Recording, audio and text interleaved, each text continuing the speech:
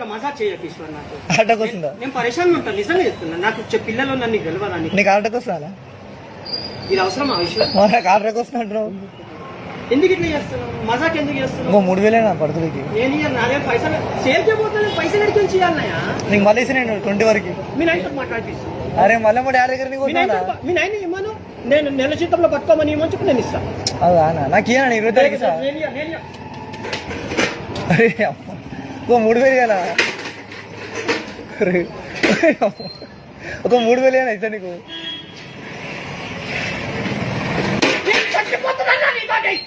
అరే అమ్మా 100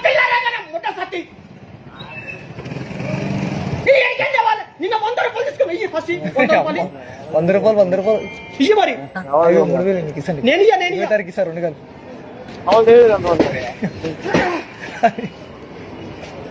అరే ఎందుకనే